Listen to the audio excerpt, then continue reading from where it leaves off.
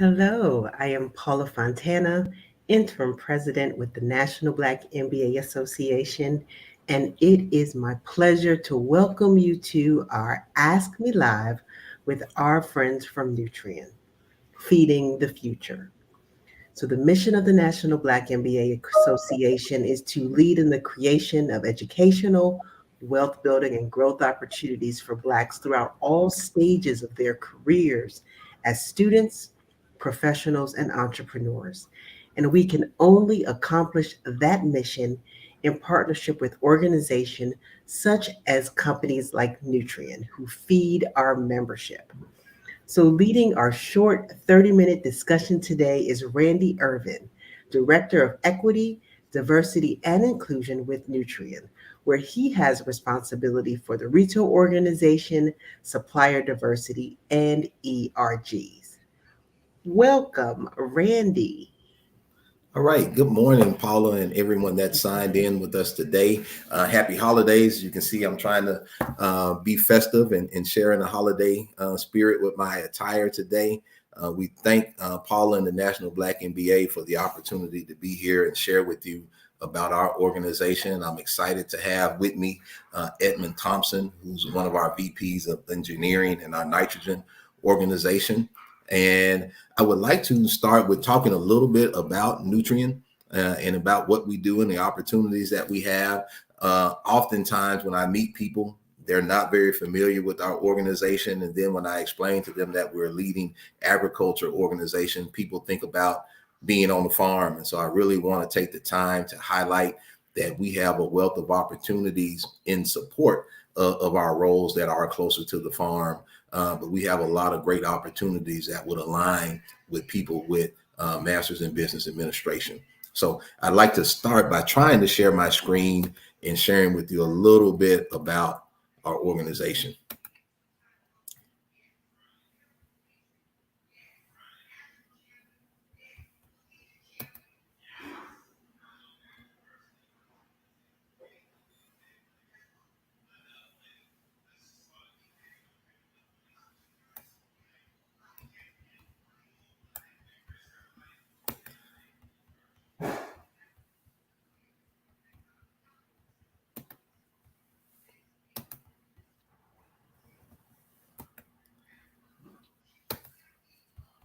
So somebody, Edmund, can you tell me if you see my screen with this presentation?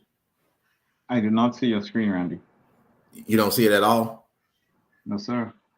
All right. So you're just still seeing my picture? I am. All right. Well, I tell you what, I'm gonna just go ahead and have to read it, and we'll call it audible. So one thing about me in my role as Director of Strategic Inclusion, one of the things that I focus on is one, affirming identity. How do we have an organization where people can be their authentic selves at all levels? You know, how do we build community? How do we have high performing, high functioning teams? And how do we create an environment where it's not only a better place to work, but a place that works better? And lastly, the reason why having alignment with organizations like this and opportunities like this is important, because cultivating leaders is really important to me. So how do we find that next wave of leaders? How do we create an environment where everybody has an opportunity to career progress in a fair and objective way? And our approach to doing that is trying to build cultural competency and having an equity mindset.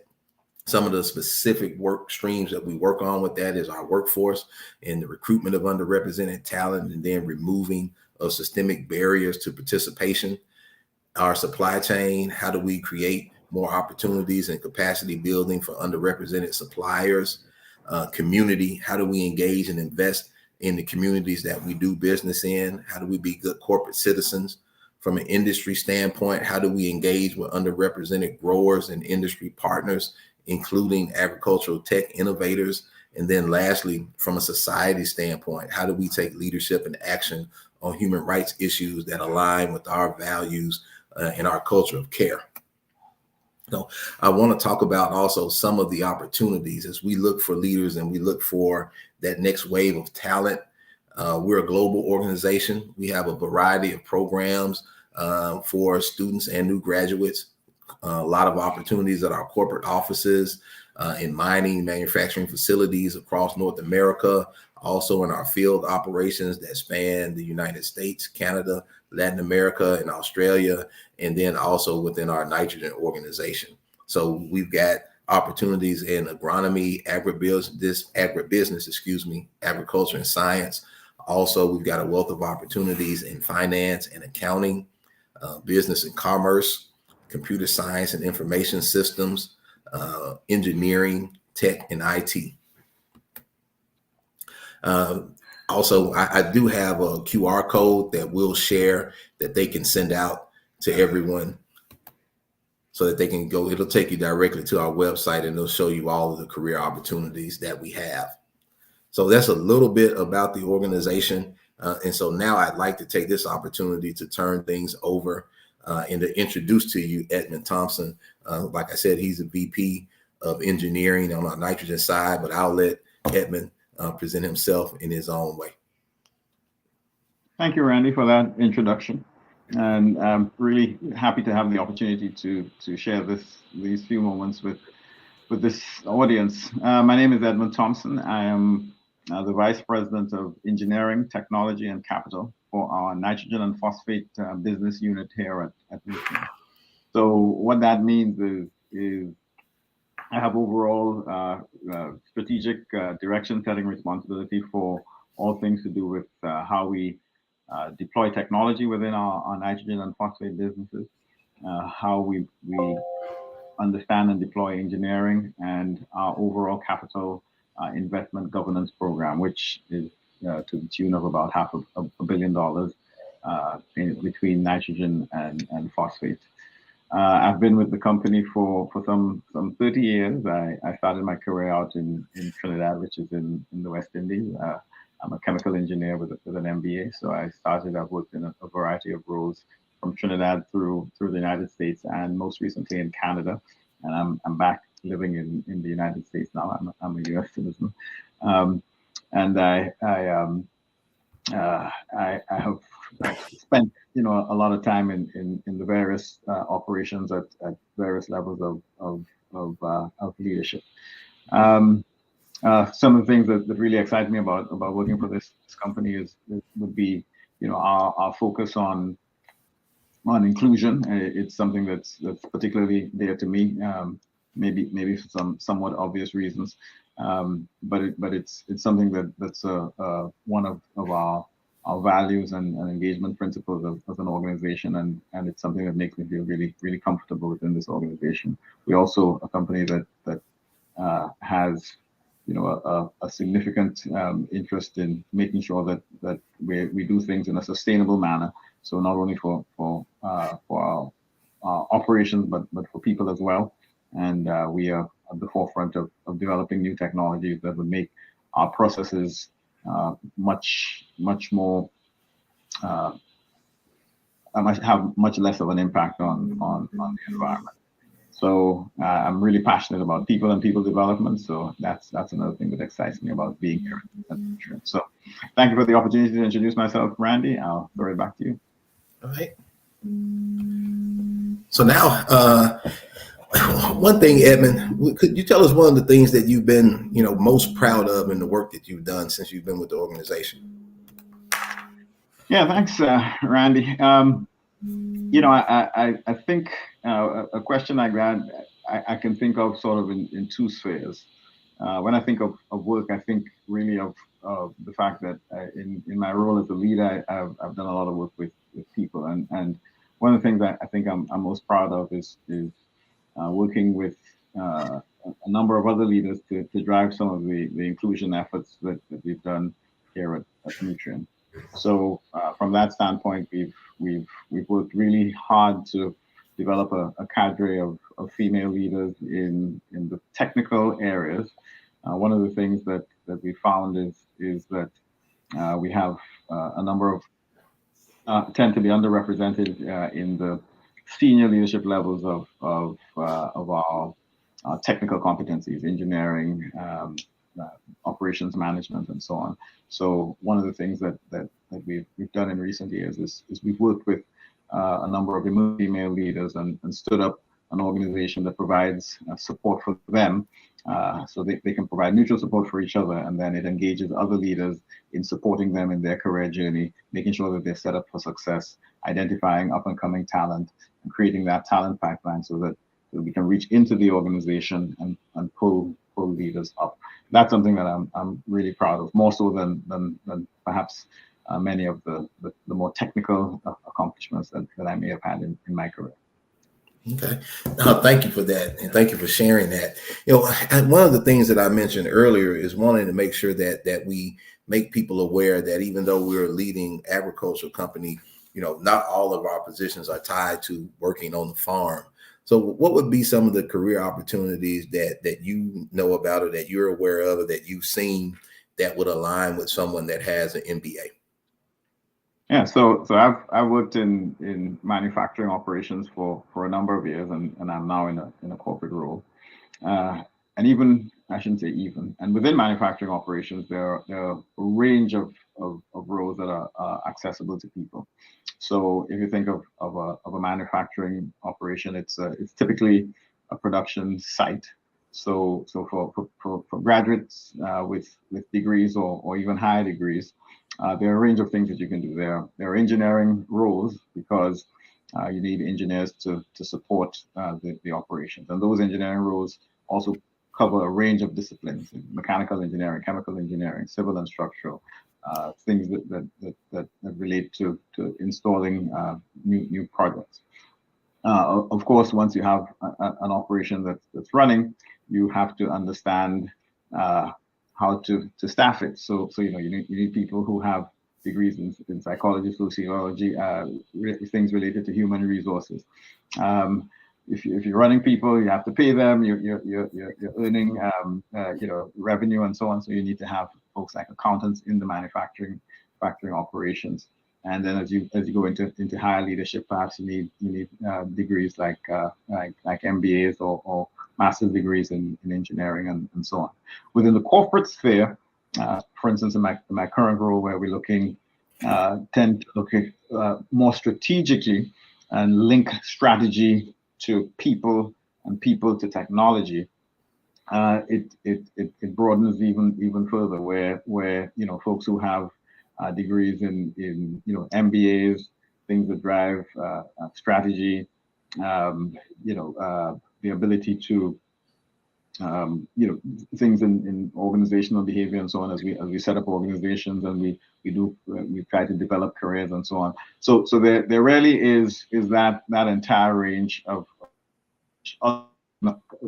connected by technology, and everything to do with IT, IDS, and those sort of technical fields becomes intertwined in those activities. Okay. Could you talk to us a little bit about where the nitrogen plants are located? I know we're global, but can you cover that piece and then cover the ones that are in the States?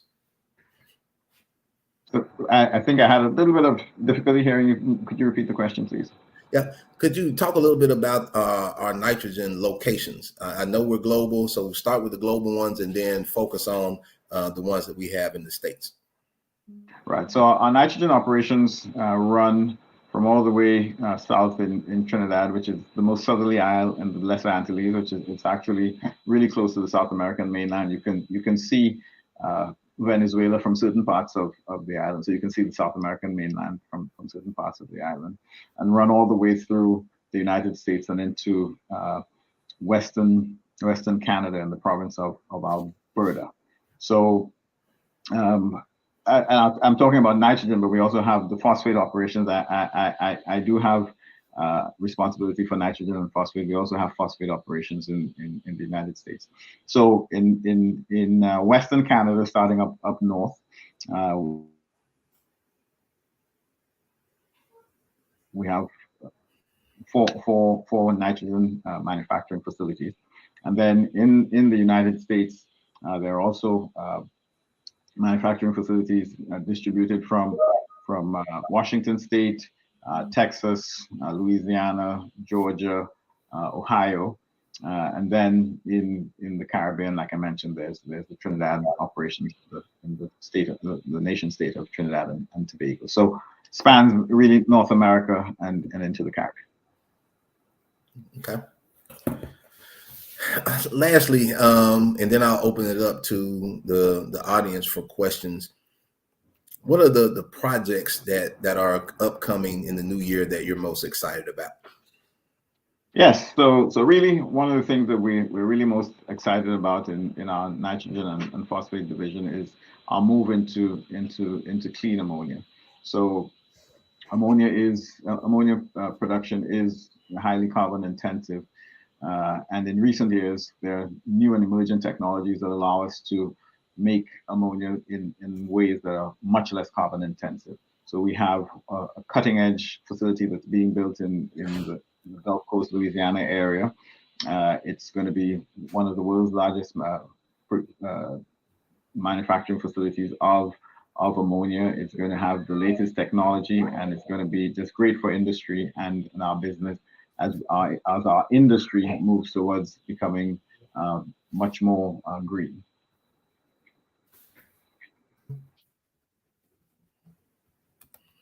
All right. Thank you, Edmund. So one of the things you were mentioning some of the corporate functions. I also would like to mention that myself, I have a senior manager of strategic inclusion position that will be posted for the Loveland, Colorado area. And that posting should go up this week. You'll be able to access that from the QR code that we'll send out as well. And so now we'll open it up to questions from the audience.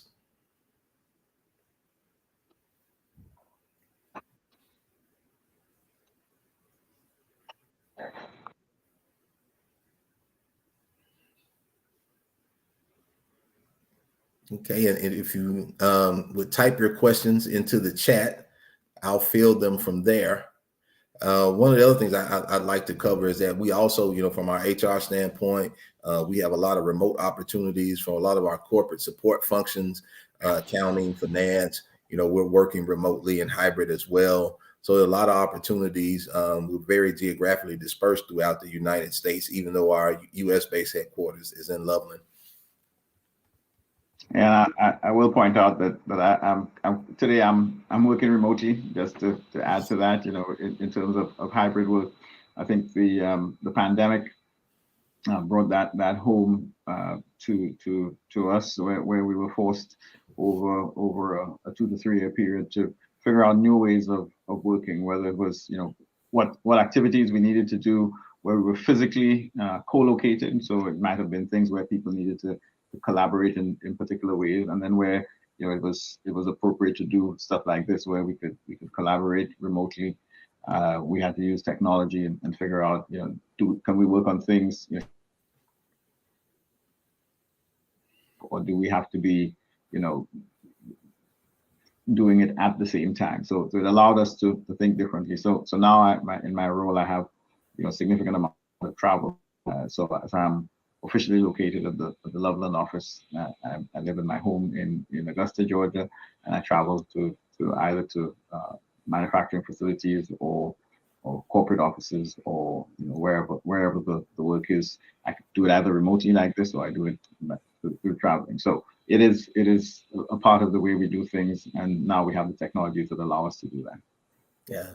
No, thank you, Edmund. And myself, I'm for those of you out there in the audience, I'm working remotely as well. You can see I'm in my home office, and I'm in Memphis, Tennessee. I also, I support the nitrogen in the corporate offices as well. So I do quite a bit of traveling. So one question that we have: what soft skills will make a candidate successful in applying to Nutrien? All right, so would you like me to take that? Sure. Okay. In Nutrien, one of our core, we have two core values: safety and integrity. Those core values, you may see for those of us who are Nutrien watchers, you may see in time the core values may grow to include inclusion and results. So depending on when you follow up on this conversation, you may see some additional ones added, but the safety and integrity. So in terms of soft skills, people who have integrity, who say what they do what they're going to say. Safety, obviously you have to have that mindset that says, you know what, regardless of what I do, safety isn't something that's only related to manufacturing operations. It could be people who have to drive to the airport. It could be walking through an airport. It could be being in a corporate office. But making sure that the people who have that mindset related to safety, and then the ability, I think, to be collaborative. A lot of the work that we do today requires collaboration, and even more so in an era in which we work remotely. So it calls on some in-person collaboration skills, the ability to understand, to share, to support others, and do so in ways that might either be enabled by technology or otherwise. So collaboration is key. And then, our results obviously become super important. So the ability to focus, drive to outcomes, and make sure that we're doing what we need to do, and being inclusive, of course. So having those cultural competencies, recognizing sometimes some of our biases, which may be conscious or unconscious, and then being able to be self-aware and other-aware enough to navigate those and use some of the systems and structures that we have to support you through your journey through, dealing with your own biases, because we're all biased. I'm biased. It's not that only certain people are biased. We're all biased. So recognizing where our biases may be impacting us, even though we may not recognize a specific bias, but just recognize that maybe it's an opportunity for that bias to impact the things that we do, and make sure that we're leveraging the tools to help us to become less so, and have it impact have less of an impact on the things that we do. So just a few thoughts, Randy. I don't know if you had some additional comments you wanted to make. Yeah, a few things that I would like to add. I think also you definitely have to be able to have a strong business acumen, and be able to learn how to connect the dots and understand the ecosystem of Nutrien as an enterprise, and understand the business model and how that plays into our role in the agricultural space and in feeding the world, if you will. Also, I think having, project management skills is great. And from a soft skills side, being able to work with different people, being able to meet people where they are, being able to be courageous and being your authentic self, and being vulnerable and sharing who you are, and the willingness to be a continuous learner. I think those are some of the things that I would highlight. We have one question from Christopher Johnson, asking about our DE&I journey from a company standpoint. Nutrien, we're actually in the process of launching our new strategic inclusion strategy, which will launch in January. They brought me on to the company. I started with the organization last August, coming to Nutrien from FedEx, where I've been at FedEx for 17 years before I came here and had responsibility for our enterprise strategy at FedEx. So I want to say between the 4 different business units that we have, we're at different maturity points, but we're at the point now where we've got a strong inclusion council, which is led by our CEO, Ken Seitz. Is chaired by our chief HR officer, whom I report directly to, and supported by myself and my co-strategic inclusion director, Lisa Mooney. From there, we've got the inclusion council that consists of executive leadership across all of our business units and all of our geographies. And what we're going to do to approach it differently is that, as opposed to myself having the responsibility to try to say, hey, we want to do this and this, can I get your support in helping us? Those leaders are going to be charged with executing and creating action plans that I'll work with them to create, but they're going to have accountability for the execution of those plans, and I'll help them with the execution of that. And so I'll help with the infrastructure and the resources that they'll need to do that, but they'll be responsible for driving it. And ultimately, it'll be part of what they're judged on and their performance. And that's where we think the difference is going to be. So I would say not quite in the infancy stage of our DE&I journey, but we've still got a very long way to go. Let's see. Next question. Someone asked for the title of the role that I have. It'll be a senior manager of strategic inclusion, and it will be in the Loveland, Colorado area, close to our U.S.-based headquarters. Amelia has a question for us. As two Black senior leaders in an agricultural space, how do you communicate this sector is critical to our country, and how can we benefit from having more diversity in this space? So I'll start and then I'll turn it over to you, Edmund. I think, one of the things, and it's been eye-opening for me being here, most people, especially in the United States, have no idea of the journey that it takes from your food going from being on the farm to actually being on the fork, and what that looks like and what it takes to produce food and what it takes for growers to grow the things needed to produce food. And I think also, I think most people don't have an idea of how fragile the ecosystem of agriculture is and how many areas that there are in food insecurity and how that plays out. You look at something like the conflict in Ukraine, which has caused a shortage in wheat and a shortage in potash. Obviously, we've had to ramp up our production in our potash mines to help alleviate that. But then also the impacts that shortage of wheat will have across the whole world.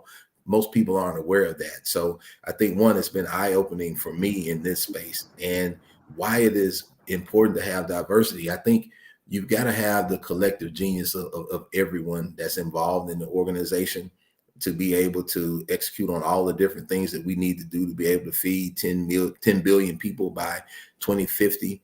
But I think we need to better understand the communities that we're serving and the communities that are served by growers. And that's another reason why diversity, equity, and inclusion is important. And we never know what person may be able to better help us solve for our problems or bring new solutions to us that we may be missing out on by us not having a diverse group of players at the table. So I think that diversity bonus that you get from having people that look at something from a different sphere based on their backgrounds and their education is really important in having a better shot at solving the problems that we've got going forward. Edmund, I'll turn it over to you. Yes, I think you were spot on with that. The only thing I would reiterate is the fact that we're 7 billion plus on this planet right now, and we're going to grow to 10 billion by 2050. And the amount of land we have for agricultural use is fixed. So our population is growing, and our land is fixed, and that is where the agricultural sector becomes key. Having the fertilizer, understanding how to get it to the places where it needs to be, making sure that it's the right product for the right yield, so that we can feed everyone. And I think, Randy, you identified it correctly, which is that as our populations grow and as we face new and different challenges to do what we do to make sure that we're fed, it's going to take a wide diversity of ideas, of thought processes, of people from varying backgrounds and communities to view problems and challenges and opportunities through different lenses and make them available to businesses like ours who are part of the food solution, so that we're seeing all the opportunity that's there, we're understanding all the challenges from the various perspectives of the people who are impacted by it. And the only way we can do that is by making sure that we have the right levels of representation within our organization, and that's done through diversity, by having a diverse workforce, and then through inclusion, by making sure that we include those diverse viewpoints and diverse perspectives in the things that we do. So, no, thank you, Edmund. We got a few. I know we're about to hit when we're right at time. Couple of questions that I'll take on real quick. Where can I find the remote jobs? If you look on the website, I think by position, it will identify whether it's located in which office or if it's remote or if it's a hybrid position. Are there opportunities for MBA holders in supply chain management and procurement? There are definitely opportunities in both of those areas for MBA students, and I would definitely suggest to look at those areas. And lastly, are there remote financial consulting opportunities such as interim CFO? I know that there are remote financial consulting opportunities. I'm not sure if that interim CFO position is one. I know when you get to the chief officer positions, they like for them to be close to one of the corporate offices. But I think also we're understanding that the wider net we cast, the more talent that we look at. So I think for the right person, I think that flexibility comes in more as a person sells themselves through the process. Randy, Edmund, Nutrien, thank you all so much for helping our members understand the various opportunities that are available to them with this wonderful organization. And thank you all for spending this time with us today. We would love to hear directly from you. You will see a link to complete a survey. The first 25 people to complete that survey will be entered in a chance to win an Amazon gift card. So do not delay. Until then, please take good care of yourself and each other. Enjoy the rest of your day.